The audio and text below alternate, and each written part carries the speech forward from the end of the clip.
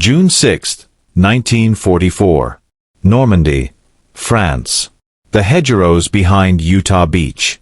Private Don Malarkey of Easy Company, 506th Parachute Infantry Regiment, crouches behind a thick Norman hedgerow near Brecourt Manor. The air is heavy with smoke and dust. German artillery is still pounding the American landing beaches behind him.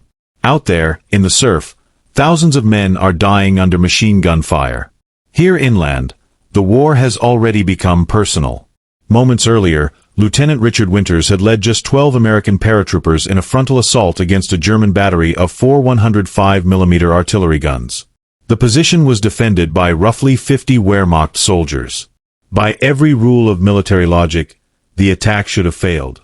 Instead, Winters' men overran the position, killing or capturing the defenders and silencing the guns that had been tearing apart American troops on the beach.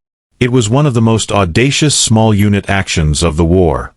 And in the middle of that chaos, in the middle of bullets snapping past his head, in the middle of wounded men screaming and dying, Don Malarkey saw something lying in an open field. A dead German soldier. On the soldier's body, Malarkey thought he saw a Luger pistol. What happened next defied logic. It defied training. It defied every survival instinct a combat soldier is supposed to possess. Malarkey broke from cover. He stood up and sprinted straight into the open, into the kill zone. Bullets struck the dirt around his feet as he ran. Later, Malarkey would describe the sound as being like a late spring hailstorm, pellets snapping into the earth all around him.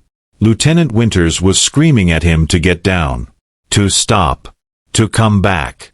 Malarkey kept running. He reached the body. He bent down. He looked. It was not a Luger. It was an artillery sighting device. A fellow paratrooper shouted at him in disbelief, half furious and half stunned by what he had just seen. "We got your freaking Luger. Why don't I go get it for you, you stupid Mick?" Malarkey had nearly died for a piece of optical equipment. Decades later, he would admit the truth without embarrassment.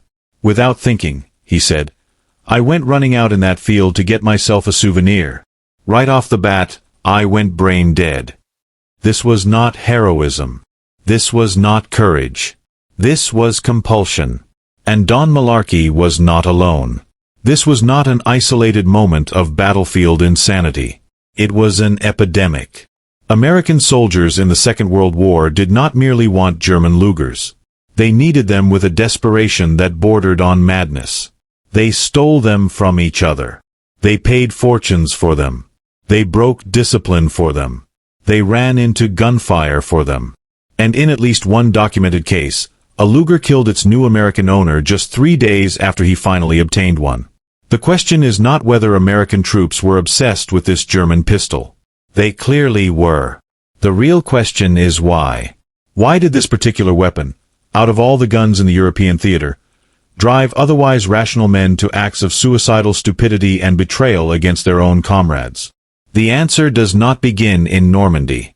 It begins decades earlier, far from any battlefield, in the darkened movie theaters and pulp magazines of 1930s America.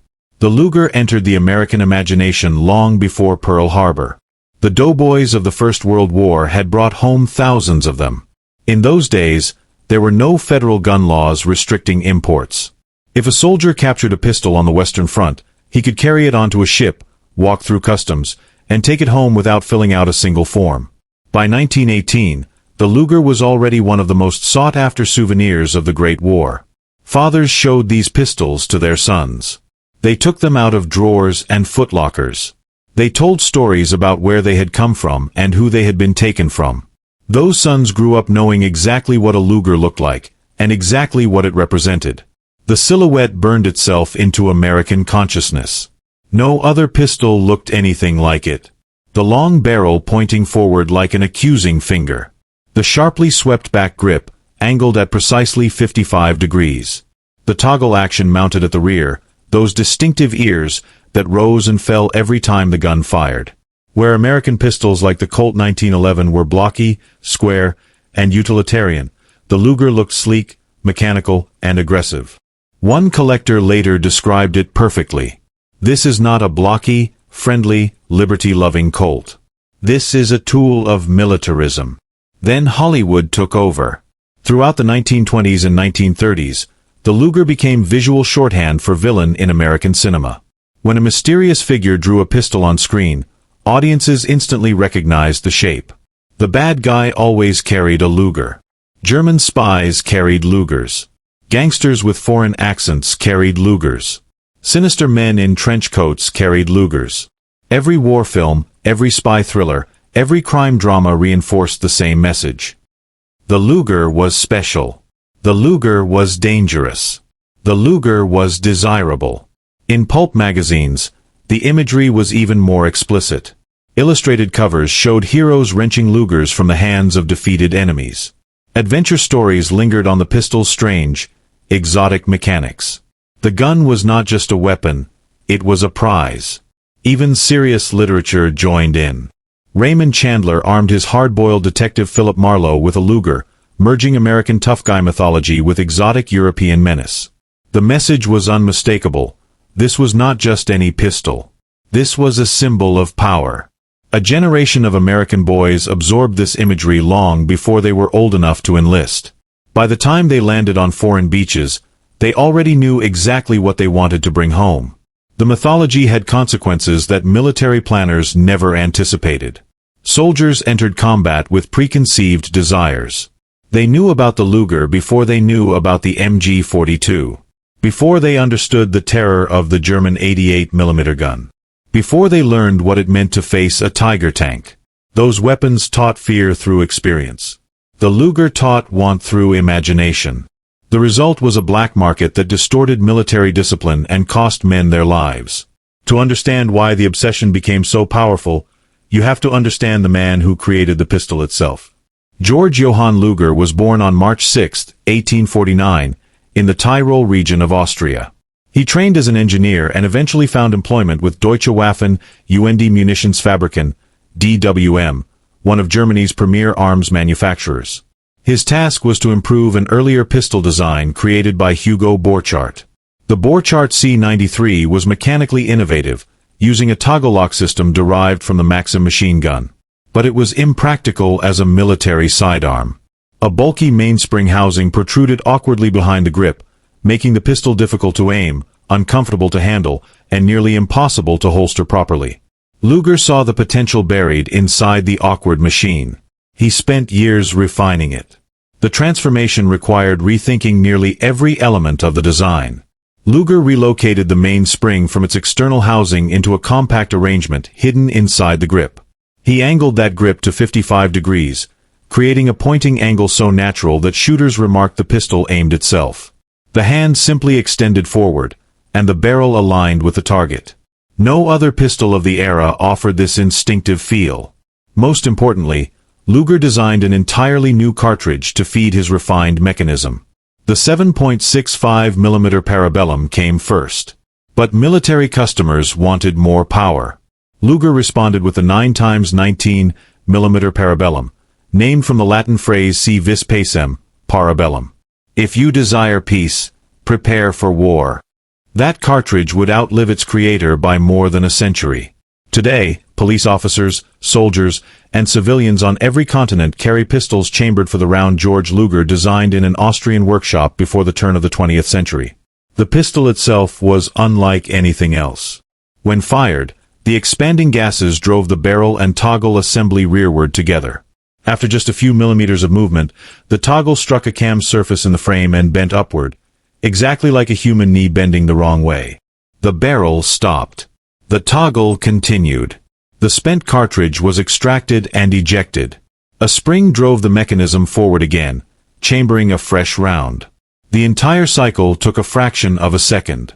And it was mesmerizing to watch. Those toggle ears rose and fell with every shot, creating a visual signature unlike any other firearm ever made. Soldiers could recognize a Luger from dozens of meters away just by watching it fire. It looked alive. And that, as much as anything else, made it unforgettable.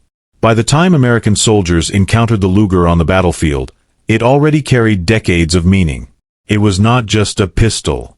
It was a symbol shaped by memory, film, fiction, and myth. That symbol proved powerful enough to override training, discipline, and even the instinct to survive.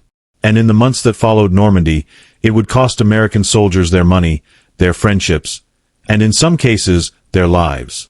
By the time American soldiers reached Europe, the obsession was already fully formed. They did not learn to want the Luger in combat. They learned it in childhood.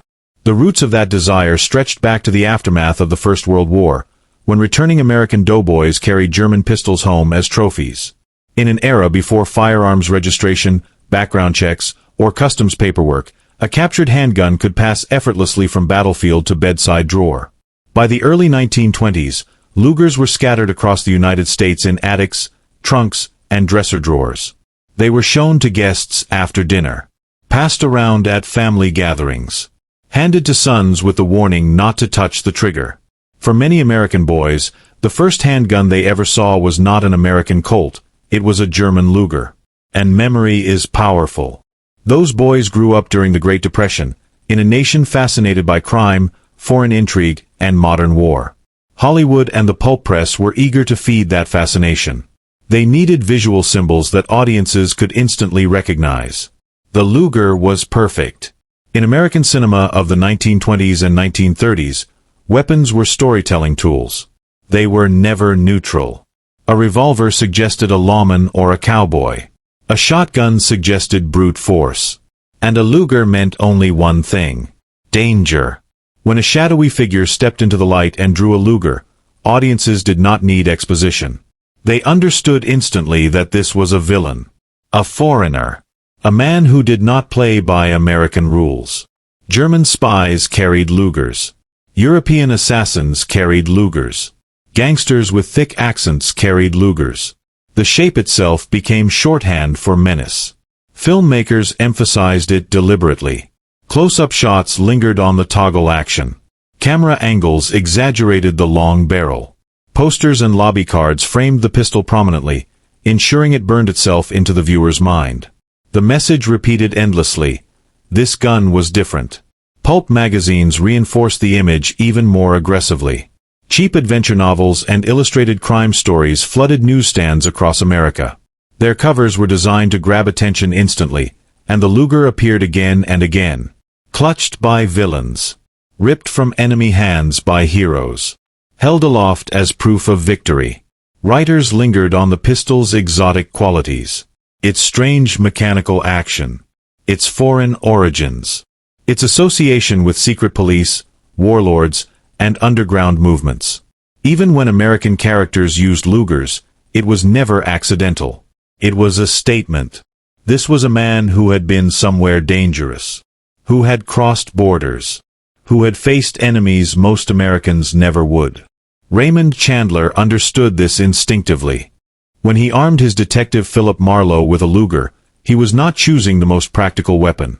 He was choosing symbolism. The Luger made Marlowe feel harder, darker, more dangerous than the world around him. It was European. It was mechanical. It was cold. By the late 1930s, the image was complete. The Luger was no longer just a pistol. It was a myth. That myth followed American soldiers into uniform. When young men enlisted or were drafted in 1941 and 1942, many of them already knew the Luger by sight. They could sketch its outline from memory. They knew it was German. They knew it meant authority. They knew it meant power. They did not know how rare it actually was. They did not know it was no longer Germany's primary service pistol. They only knew that if you found one, if you captured one, you had proof that you had faced the enemy and survived. Combat would teach them fear. The Luger had already taught them desire. To understand why the desire proved so powerful, you have to understand the pistol itself. Not just how it worked, but what it represented to the men who encountered it. George Luger was not trying to build a myth. He was trying to solve a mechanical problem. At the turn of the 20th century, semi-automatic pistols were still experimental devices. Revolvers dominated military service worldwide. They were simple, rugged, and familiar. The bore chart C93 had proven that a self-loading pistol was possible, but it had not proven it was practical. Its awkward proportions and poor ergonomics limited its appeal. Luger's genius lay in refinement.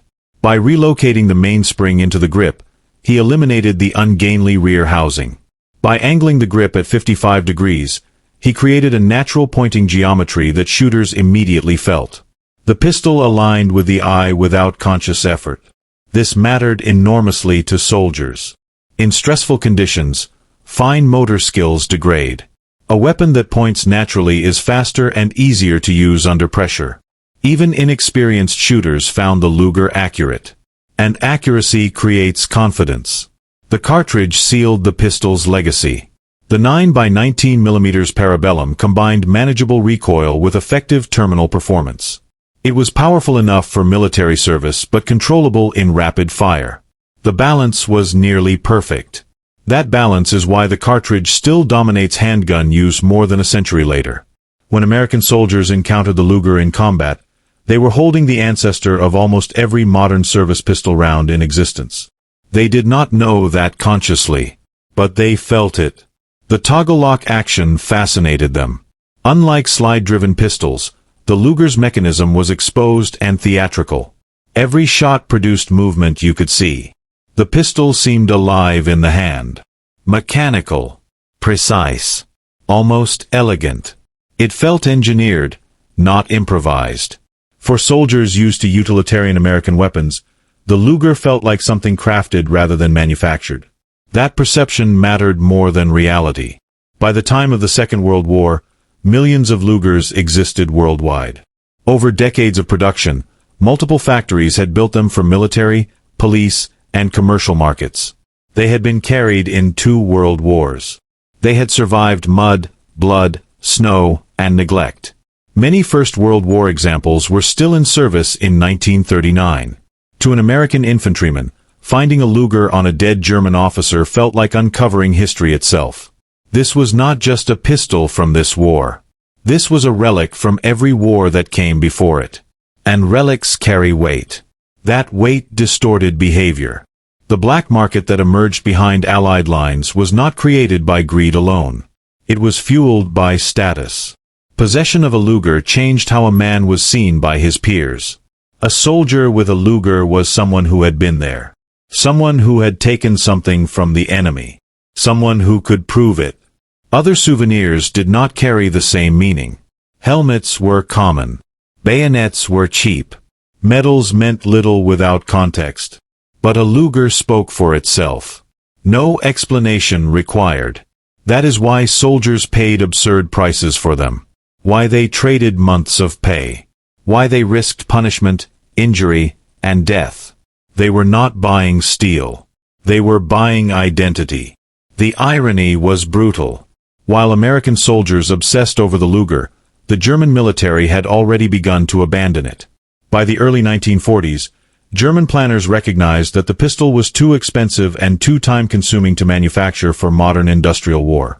The Walther P08 was cheaper, faster to produce, easier to maintain, more forgiving of battlefield conditions. By 1942, Luger production had effectively ended. The weapon American soldiers wanted most was already obsolete. But myth does not care about logistics. Myth cares about shape, memory, meaning.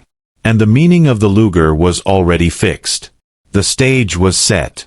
American troops would soon discover that their desire for this pistol could be exploited.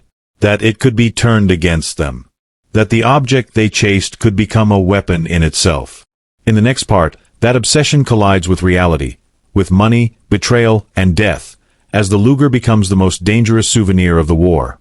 To the men who wanted it, the Luger did not feel like a weapon from an assembly line. It felt designed. That feeling began with the man behind it. George Luger was not a soldier. He was not a showman. He was an engineer obsessed with efficiency and balance. When he examined the bore chart C93 in the late 1890s, he saw potential buried under poor ergonomics and awkward proportions.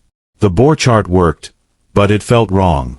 Luger's solution was radical for its time. He stripped the pistol down to its essential functions and rebuilt it around the human hand.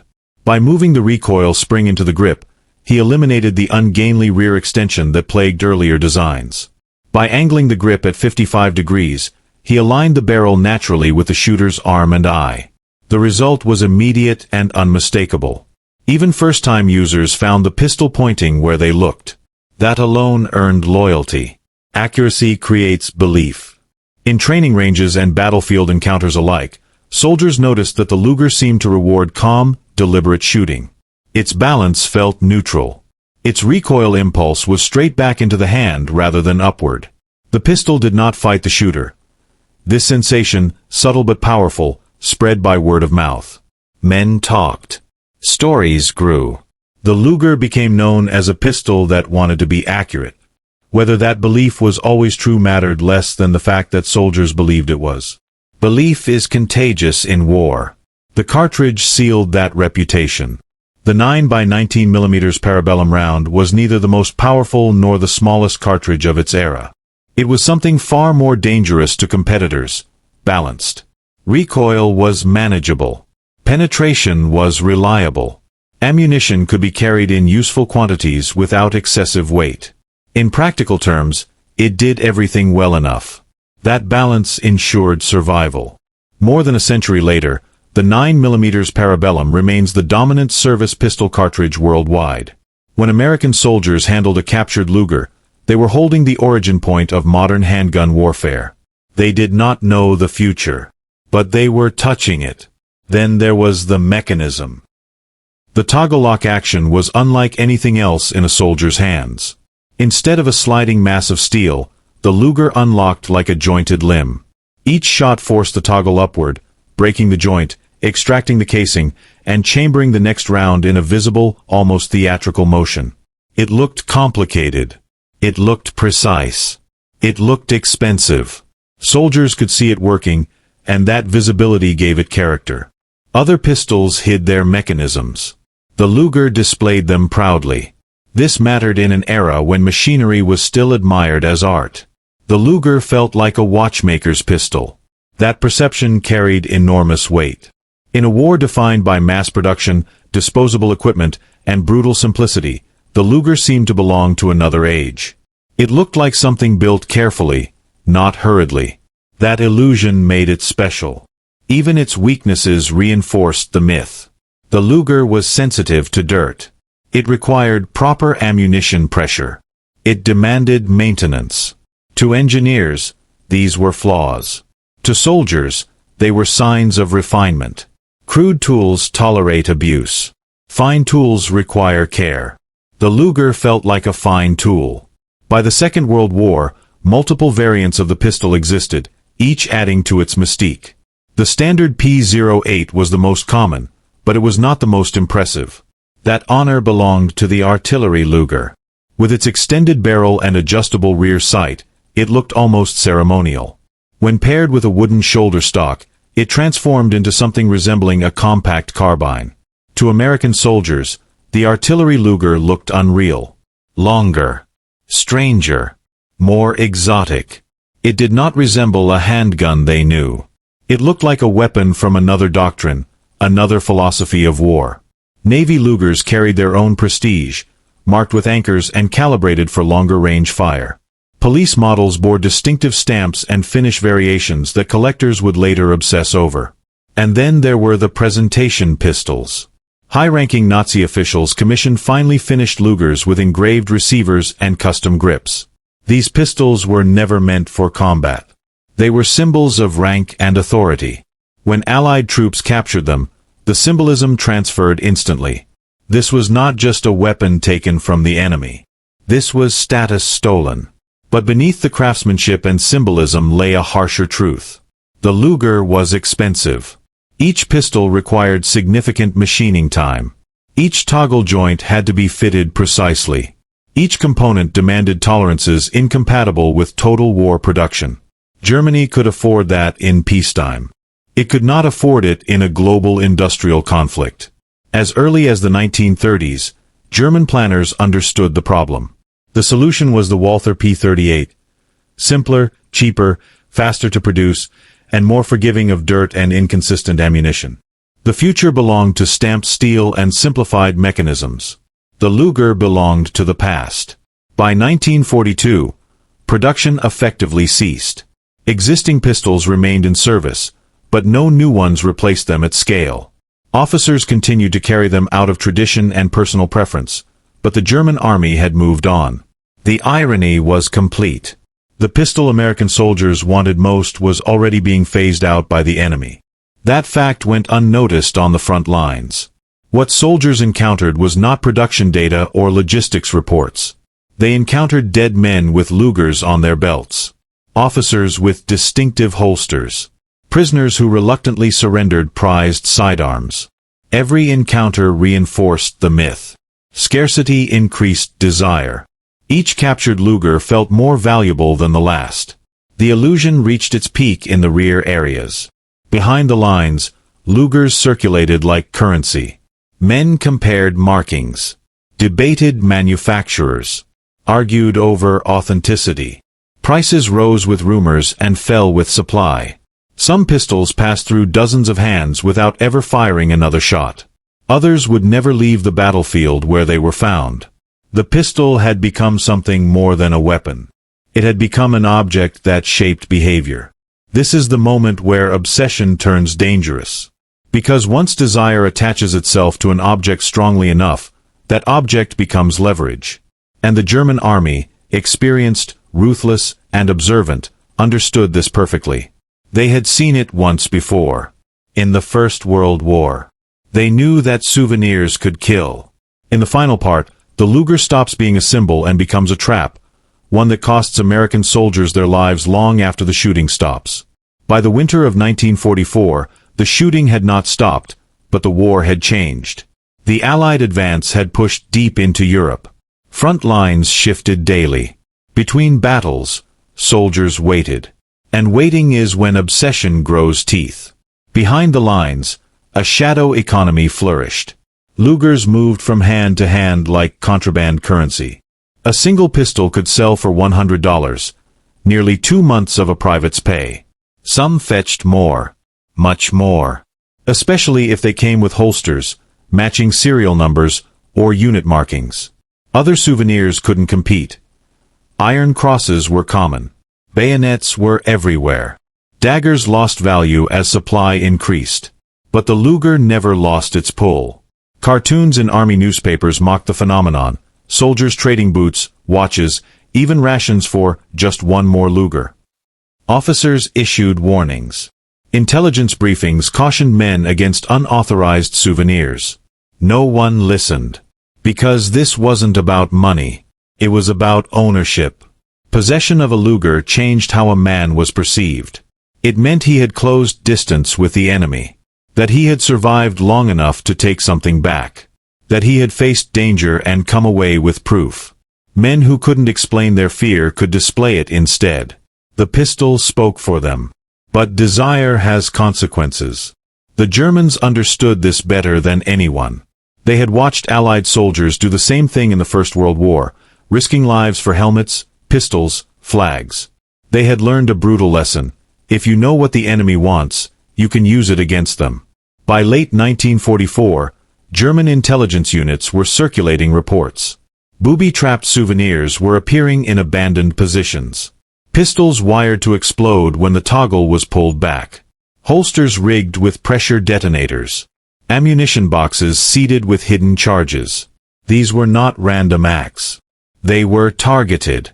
The Germans didn't booby-trap every weapon. They trapped the ones Americans wanted most. The danger wasn't theoretical. It was already killing people. One death, in particular, would come to define the cost of obsession. Private First Class Donald Hubler was a paratrooper, trained, disciplined, and experienced. He had survived combat. He had survived airborne operations. He had survived things that broke other men. But he wanted a Luger. Hubler talked about it openly. He searched for one constantly. Friends later recalled that he spoke of the pistol as something he needed to bring home. When he finally got one, it wasn't in combat. It was behind the lines. On January 3, 1945, during the chaos following the Battle of the Bulge, Hubler was handling his captured Luger. Accounts differ on exactly why. Some say he was cleaning it, others that he was showing it to friends. What is known is simple. The pistol discharged. The bullet struck his femoral artery. In combat, such a wound is often survivable with immediate care. In snow, confusion, and shock, it was not. Hubler bled out before help could reach him. He did not die fighting the enemy. He died holding a trophy. The irony was merciless. A man who survived everything the war could throw at him was killed by the object he wanted most. When news of Hubler's death spread, it rattled his unit. Officers repeated warnings. Soldiers grew cautious, briefly. But obsession does not dissolve easily. For every man who hesitated, another kept searching. The war ended months later. Victory parades followed. Ships returned home filled with exhausted men and carefully hidden souvenirs. Lugers crossed the Atlantic tucked into duffel bags, footlockers, and false compartments. Many were registered. Many were not. In American homes, the pistols resumed their old role. They were shown to visitors, passed down to sons, wrapped in cloth and stored in drawers. The cycle continued. Don Malarkey survived the war. He carried its weight quietly, like many who did. Decades passed. The memories never fully faded, but life moved forward. Years later, Malarkey received a package. Inside was a Luger. It had belonged to Donald Hubler. Malarkey accepted it, not as a prize, but as a burden. He understood what it represented. Not power. Not victory. Loss. The pistol that so many men had chased was now a reminder of the price they paid for chasing it.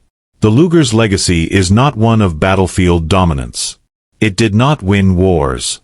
It did not change tactics. Its real power lay elsewhere. It shaped behavior. It pulled men into danger. Made them linger when they should have moved. Made them expose themselves when survival demanded caution. Made them treat steel as meaning. The Luger was never just a weapon. It was a mirror. It reflected fear, desire, pride, and identity back at the men who held it. That is why its story still matters. Not because of how it fired, but because of what it made people do. In Normandy, a young paratrooper ran into a kill zone for something he believed was a Luger. He survived by luck and timing alone. Others were not so fortunate. The war took many lives through bullets, bombs, and fire. Some lives, it took through longing.